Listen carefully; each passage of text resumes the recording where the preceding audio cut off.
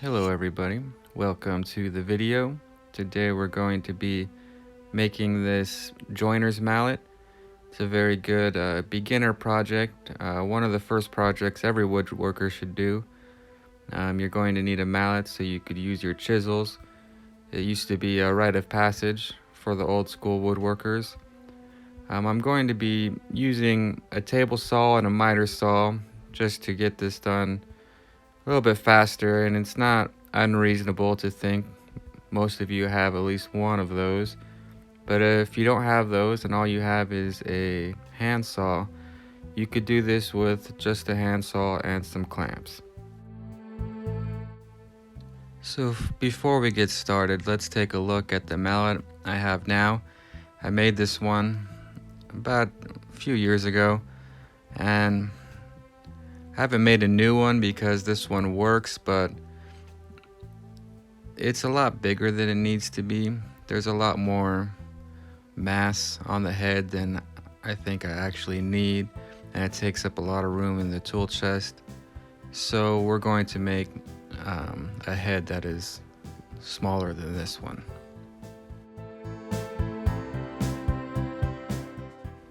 Another problem with this mallet is that I cut the faces at different angles. One of them is at 7 degrees and the other one is at 90 degrees.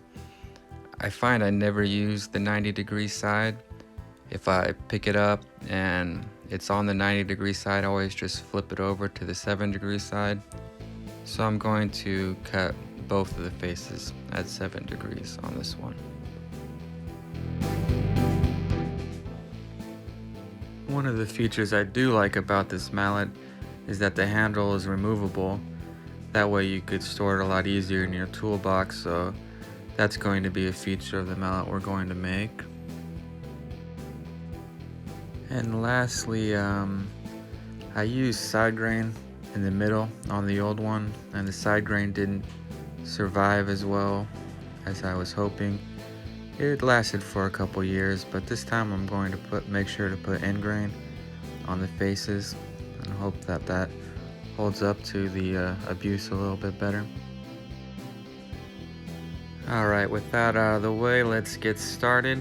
You're going to need 4 pieces of wood. You're going to need the handle, which is on the top here, and that's 2 inches by 12 inches. You don't have to be exactly the same size, but around there. Then the next piece is the middle, or the spine. It's 3 inches by 6 inches, roughly 3/4 inch thick. And then the bottom 2 pieces are the sides, and those are also 3 inches by 6 inches. Doesn't matter how you get to this point. For me, I just found some scrap and I milled it to these sizes. If you don't have the tools to mill up your lumber, you're going to have to just buy them as close to this size as possible and saw them down.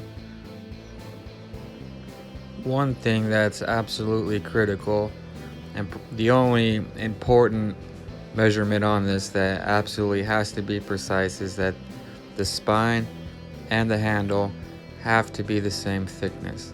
Now if you just get them from the same board and cut them out, then you should be good.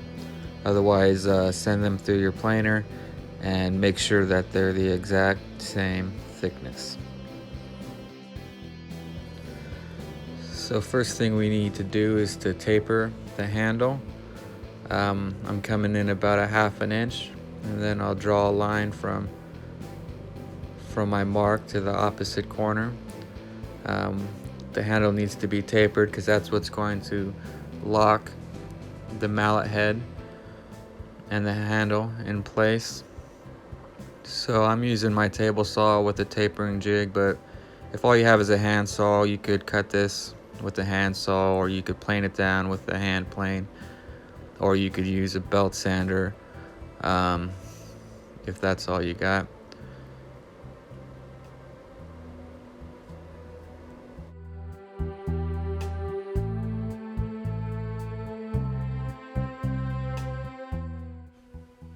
Next thing we need to do is to take the spine or middle piece and cut it in the center, down the center.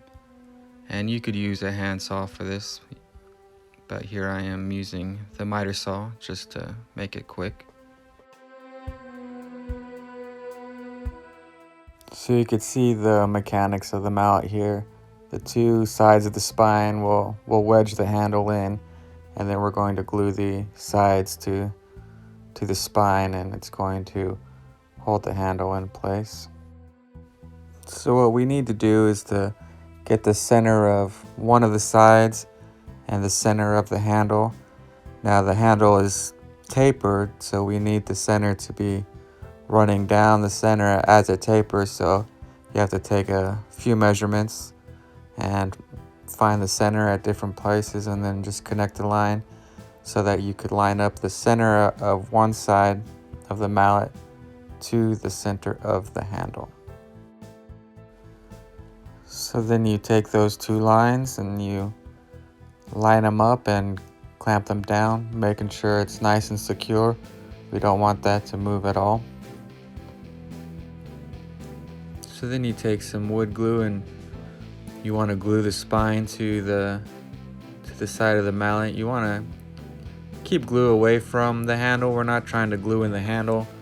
We're trying to glue in the spine of the mallet to the one side, and we're just using the handle as a spacer so that we're gluing our spine in with the same angle as the taper on our handles.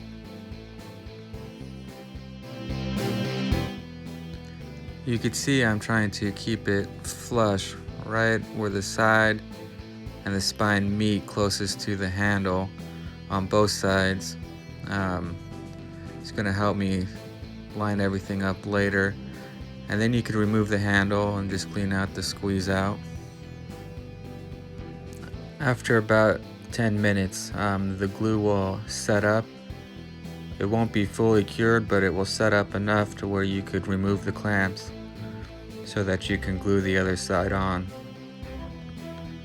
And then you want to reclamp it up and then wait the hour or overnight to let it fully cure. You want to keep, again, those parts flush, that keep flushing up right there. You want to make sure that those are as flush as you can get them. But you don't have to wait a full hour for the first glue up. You could just wait for it to set up and then undo it and then glue the other side on and then clamp it up. And then you want to wait at least an hour. I like to write the time that I finish the glue up on my pieces so I know when it'll be ready to go. Now because the spine is in at angles, it sticks out the bottom a little bit, so I'm just flushing it up on the bottom, and then they're a little bit inset on the top, and so now that the bottom's flushed up, I'll flush up the top. I just did it on the table saw. You could do it with a plane or a belt sander, or it doesn't really need to be done. It just looks better, I think. So then I head over to the miter saw and I'm going to cut my 7-degree angles or 83 degrees, however you want to look at it, on both sides. You could do this with a handsaw if that's all you got. You could do whatever angle you want to. I just found I used 7 degrees on my last mallet, and I found that to be a comfortable angle.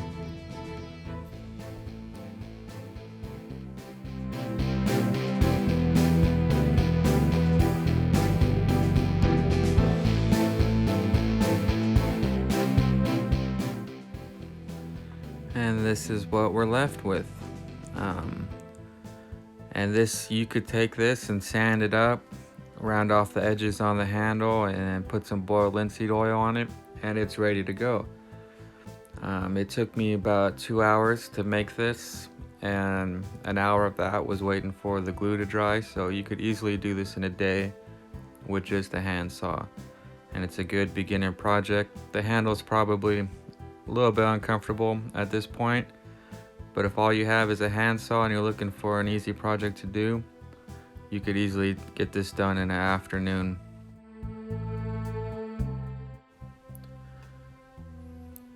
So everything I'm going to do from this point on is completely optional.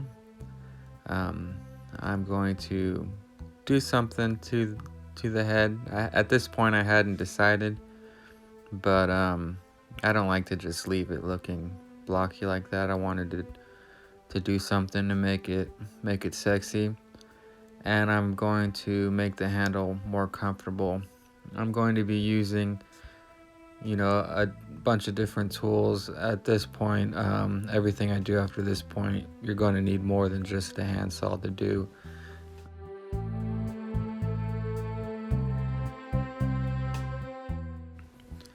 So I was thinking about what I could do to this mallet to make it more unique, and I was watching one of my favorite YouTubers, Alec Steele, and he makes a blacksmithing hammer. And I was thinking, what would happen if you combined a blacksmithing hammer and a wooden joiner's mallet? They had a baby. What would that look like? And so that's what I set out to try to realize. Here I am on my scroll saw, cutting off the corners at 45 degrees to give me an octagon on the face. It was a little hairy. The scroll saw was a little jumpy, but I'm going to be cleaning it all up later, so it got the job done.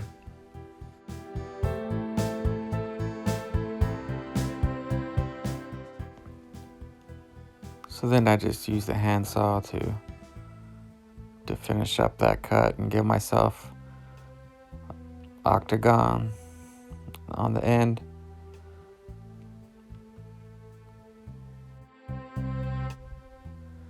And then I set out to make those grooves going along it and combining the square of the middle to the octagon on the ends.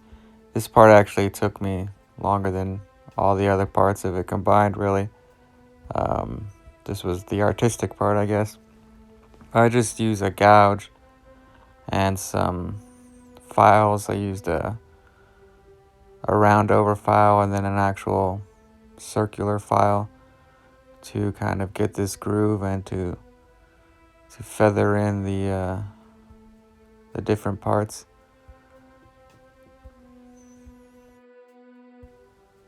So there's the first side roughed out, then did the same thing on the second side. Should have filmed the second side because that one came out a lot better than the first side in my opinion.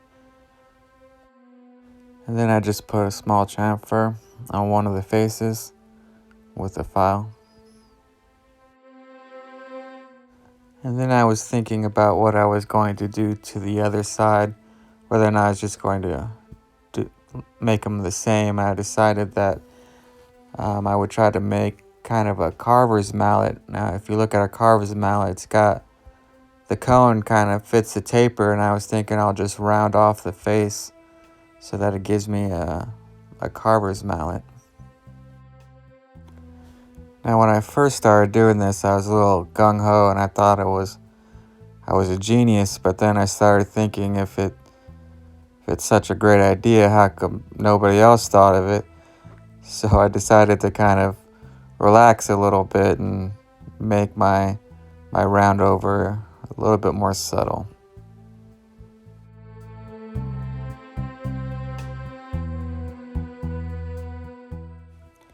So then it was time to attack the handle, so I decided to draw a little handle shape in and cut that out on the scroll saw.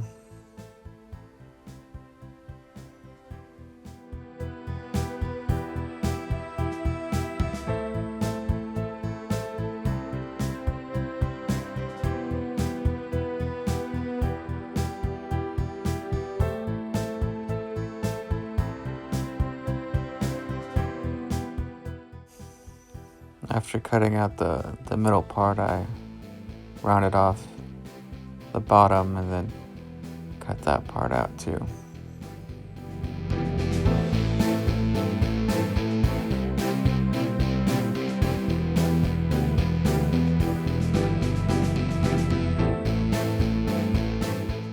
And then it's over to the belt sander to clean off the saw marks and start smoothing it out and getting it roughed out close to its final shape.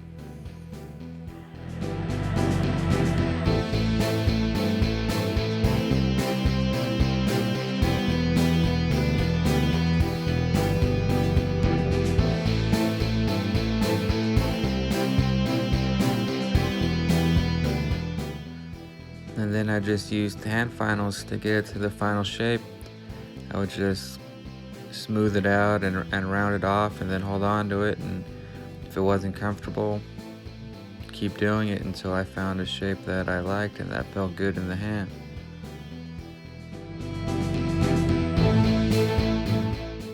So the final design I really liked. You could hold it up for more precision stuff, and then hold it in the middle for more of your general work, and then it felt comfortable at holding it in the bottom if you really had to swing it, so it kind of felt good in the hand and in 3 different spots, so for 3 different uses, so I really liked it.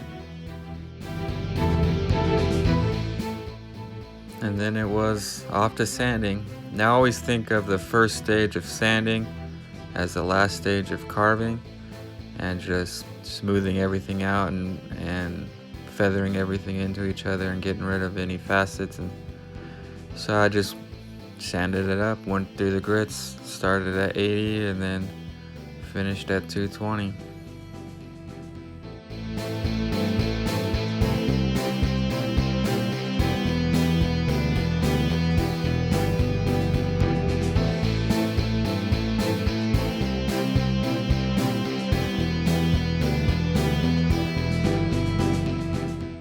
And then it was everyone's favorite part. Just put a couple of coats of boiled linseed oil. If you're new to woodworking, this is a really easy finish especially for tools. You just, put it on and let it soak in, and then come back 5-10 minutes later and wipe off the excess. But it really brings out the color in wood. I usually like to put a coat of boiled linseed oil before I even put other finishes on, because I like the way it looks and it offers it some protection. And then I put a few coats of paste wax to protect it from the oils in my hands.